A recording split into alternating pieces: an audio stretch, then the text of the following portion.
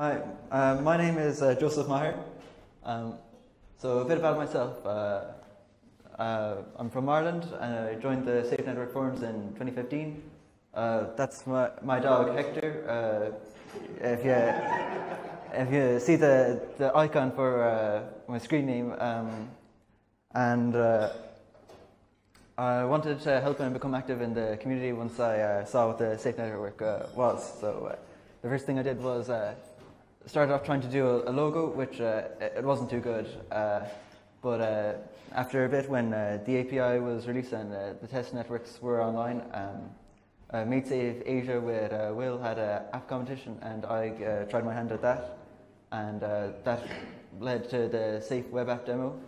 Unfortunately, then the API, all of it got deprecated, so I had to start again, and Demoy became the sort of successor to that. So afterwards, I decided that I'd try and go on my own and do my own sort of a project, and that led to Safe Chat and Chatty, which, well, the goals of the project were to be able to understand and learn the Safe API, help other developers, make some money, gain reputation, and show off features to non-developers as well as to developers of how the Safe API works and the things they could build on the Safe network. So I decided the best way to do that would be to build small-scale websites that use basic features of the API, provide documentation to help figure out the Safe API that's in the form of the Safe API overview, and for the money, originally the competition, and then from the community, and now looking at the community engagement program. For the reputation, I thought the best way to go about it would be to include a credit on each of the websites, and also to use the yellow and blue colors as they'd be sort of easily recognizable. I then released videos showing off the website for Demoy, but it was a bit difficult to do, and I could only use an earphone microphone, so I decided I would just end it there for that bit. So how Demoy works, Demoy uses its own container as the mutable data structure, the main mutable data structure, and it saves a file's file name to the keys entry, then saves the contents as a buffer so that it can be read by the browser to the entry's value, and it supports upload, so that's uploading the file originally, updating it, that's changing the value, just the value, and then removing, which also just changes the value to a null or empty. The other Safey websites work on a similar premise to like the rest of them. So there's two states. There's a connected state and there's the authorized state. So when you first go onto Chatty, Listy, Feedy, or Vidi for the rest of the websites, you'll just connect initially and you won't authorize. The main reason for that is I found logging in to be a bit, like, for when you're testing it, it's a bit annoying, like, every single time. So I just had it so you could, without having to log in, you could just go to the website and then look at maybe the websites that are currently on the network, or else watch your videos or see what other people have posted on the Chatty. The way it works is it saves when it's uploading content to a mutable data structure, a specific mutable data structure, it saves the timestamp as the entry's key, and then it saves the content of the message as the value. In the case of Vidi, V-I-D-Y, it's a bit different because it uses a JSON sort of a syntax, or a JSON message, and then that also has inside of it a link to the file as a NFS. So that's a sort of diagram of how the Safey websites work in the two different states. So in the authorized state, you're allowed to upload stuff, but with connected, you can just view, so it's read-only. Plans for the Safe project. Sorry.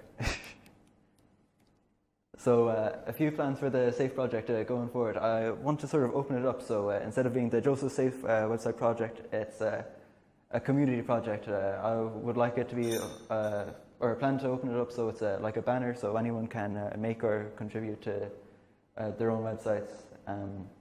Ideally, it would have some standards, uniform standards,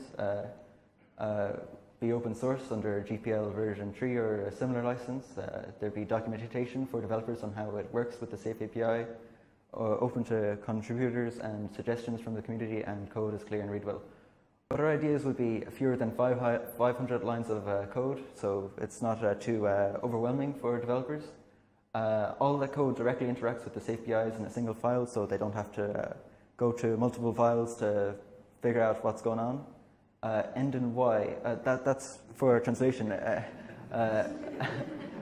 The main reason why the websites end in Y is because, there was a bit of conflicting with other websites. You know, Safe Chat, it was done by Will as well, so I thought it would be best if it would be renamed to something else, and I decided if you just put in chatty, so put a Y in at the end of each of the words that the task that it does, it'd be easy to understand what the website does basically, and also for international communities where they probably wouldn't understand English or anything like that, or if they didn't understand English, they'd be able to see, oh, there's a Y at the end, it's probably part of this project, or it's like they can easily recognize that this sort of a project is one that they can view and they can see how it works and stuff. Unique color scheme, so if you see in all the websites, the main or primary color is blue and the secondary color is yellow. That's also for to have my sort of credit onto the website. I think it would look be a nice idea if the different websites had their own, different developers or teams would have their signature colors. So then you could see, oh, this is purple and green or something, so it's done by this team and stuff. So my future Safe Network plans. I wrote a small article called "A New Type of Websites," or "New Type of Website," which explores modules and that going forward. I think that could be pretty interesting on the Safe Network. Also, figure out how more complex websites and apps would work on the Safe Network. The current ones I did there were they were designed to be small scale and they shouldn't be considered like anything major. So I'll be looking to see how more like real projects will be moving forward.